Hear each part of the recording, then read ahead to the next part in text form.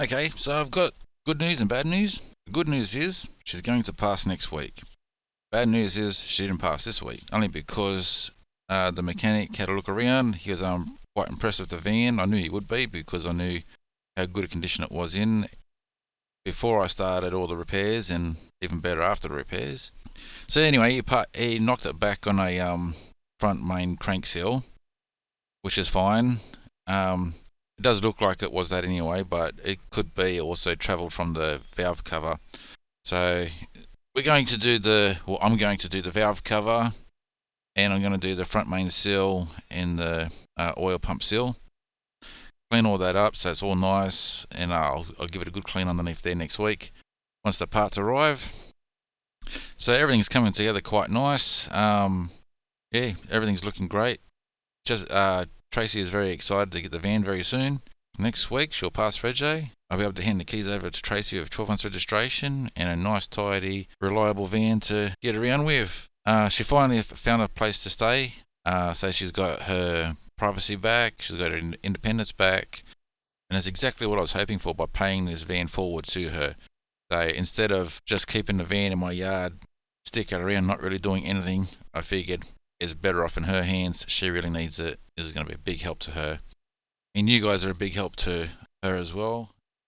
Paying the van forward to Tracy, doing all the work on it, and the money I was able to spend on it is all I could afford. Thankfully, for the donations that we got, it's enough to cover the registration costs. And that was amazing that we got that much. It was really shocked all of us. So that's a huge thank you, huge relief of her. Anyway, I wanted to go over these invoices. I said in the first clip that I made, I was going to display them there, but I didn't have these invoices from Tracy at the time. So I didn't get to put that into the footage that I made. So I'm going to do that now. Now, you can see from this invoice here, you got all the different things, and they're all look reasonably priced. I'd be okay with this. Blue slip expired, so she already had a blue slip, was already told what was wrong. So she's gone ahead and said, well, do all the work then. And so she's been charged for an expired blue slip and a new blue slip, plus all those parts here. And at the bottom there, you can see 6 hours of work. So all that, if everything like that was wrong with the car and all that was fixed, I think that's reasonably priced. The thing that I would have overlooked, and I'm pretty sure Tracy did too, is down the bottom here, next to where it says total including GST is 2018. Is before that you got the brought forward there. I would have overlooked that too because it's not really highlighted. It's not really standing out to say this is something that you should be concerned about, because the total price including GST is in the bottom right hand corner. She said she can't afford that, and they had to wait for payments to be paid before she could get it out. Then when she went to get it out, the invoices for storage, and I'm not really too sure the invoices confused me because the car must have been there prior to doing the repairs. I didn't ask Tracy that, but I'd say the car was there prior to doing the repairs, because you got the storage fees here, and you look at that, that's just, you got 90 days at 6,492, and you got 60 days at 3,816, a total of 10,308. And like, what the? So luckily she was able to get them to knock half of it down, and because of COVID, the government allowed us to withdraw our supers, or $10,000 of our super. So she was able to pay that cost there and the cost of the car. But then, quite bluntly, shit hit the fan. The real estate kicked her out of where she was because the landlord wanted the house back. She still had an unregistered car. She had nowhere to store it. She had nowhere to move to. And I've told you in the first video, and it just gets on and on. She was just getting kicked over and over. So anyway, I'm going to play the footage now of today. So you'll hear the mechanic talking about the car, and then you'll hear the conversation of calling Toyota directly to order a couple of parts, and that's it. That's where we're at right now with the pay it forward van, and next week we should be finishing her off, doing the final touches, and we'll make a clip about that then. Anyway, enjoy. Cheers. I think he's going to knock it back because he says the front main seal needs replacing. But that's the only thing he's picked on so far. Everything else checks out, but I knew that there was an oil leak. I don't think it's the front main seal though. I know that the valve cover leaks, and I know that this pan here,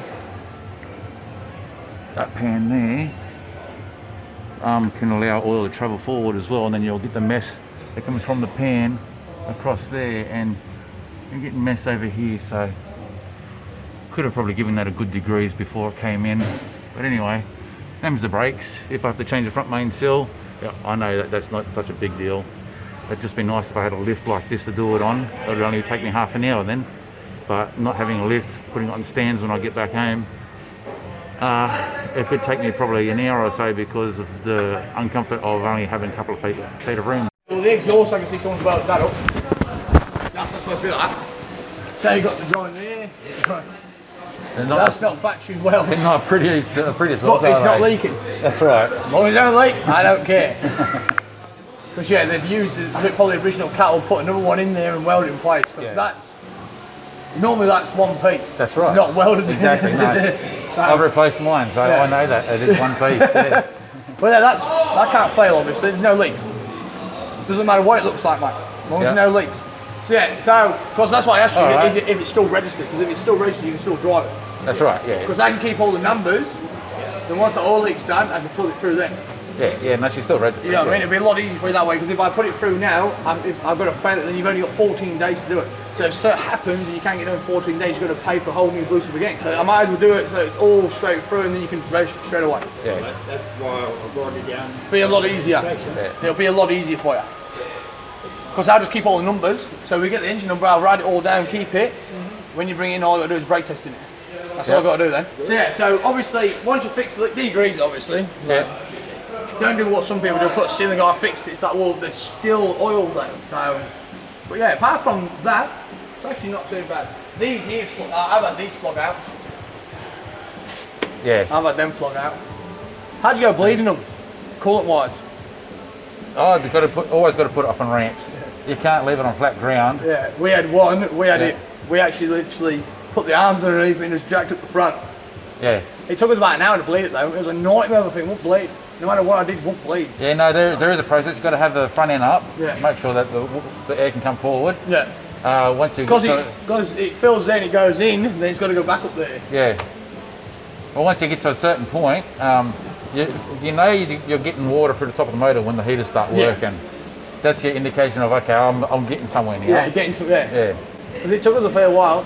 But yeah, apart from the oil, it's not a bad car. Like the rust at the back's easy. Take the bumper off, fucking kill rust it, paint with white paint down. No one's gonna know in this. You know what I mean? It's not. It's good. Like there's no oil leaks in the diff. There's no movement in the diff. The springs are new. Yeah. They're not old. The bushes inside are all good. Like there's no movement in the bushes. The shop bushes, as you can see, they're not. Like obviously you got see how it moves like that. That's not too bad. You know what I mean? Because it's supposed to move a bit. So, but yeah, that oil leak, and then yeah, it's fucking. Yeah. So, do you want to take it, do the oil leak, and bring it back, or? Yeah, that'd be the best way. Yeah. It's because then, like I said, if I find that you've got 14 days, and say something ever goes wrong, always think something's going to go wrong, because it fucking normally does. Yeah. So it goes wrong, like you order the seal comes, it's wrong, so then you're stuck again. Yeah. You don't have 14 days to rush around. You've got right. Well, it doesn't matter. You can get it done. Once it's done, bring it out here. I'll do the brake test and register. Done. Yeah. Fantastic. Yeah, I'll lay it down for you anyway. Yeah. Do you work on the floor or on the hoist? On the floor, unfortunately. Yeah. Well, I just said to Les, I refuse to on the floor. if I could do it here, this would only be half an hour. But it's going to take me about an hour and a half because I have to be on the floor. Yep. That's one thing. I refuse to do shit on the floor now. I don't do it on the floor anymore. That's no. If I've got to do it on the floor, then I don't do it. But yeah, mate, you just do that seal. Let me know when it's done. Yeah. We'll get it done, and it'll be a lot easier to put through then. Instead of me failing it, and then you've got 14 days. Yeah. Like, I mean, because if the rain stops you from doing something, then you know what I mean, the 14 days that you lose really out sucks, money. the weather. You know what I mean? Yeah. You lose out money. It's not point. There's no point doing it. Right? Yeah. And then when you get that done, just give me a ring. Oh, I'm going to bring it in tomorrow. Yeah. I'll write it in, and then cool. It'll be a lot easier that way. Yeah, no worries. All right. Thanks for that. See you. Probably sometime this week, later in the week, they'll have one in Brisbane. Yeah. You're looking at 27.37 all up. 27.37. That's not too bad. Yeah. And then in behind, well, that's actually your oil pump seal, what they call the oil pump seal. Yep. You want to do that as well? Yeah. How much is the O-ring as well? You're looking about $24. Well, regardless, that cover's got to come off to get to where the main seal is. Yeah. Or the whole cover comes off. When you take that oil pump housing off, the main seal is a part of that, and then you've got the O-ring in there. Yeah. So we'll have to get one. Yeah, I think so. It'd be best. Yeah. Better get one of them too. How much was that, Steve? Oh, around about $24, mate. About 24. Okay, no worries. So Let me just check availability of that one. yeah. Yeah, that's got to come from interstate, so it'll probably be later this week or very early next week. Okay. Well, can you give us a call when you got them both together, mate? Yeah, what's your number? Too easy, buddy. I'll get it happening.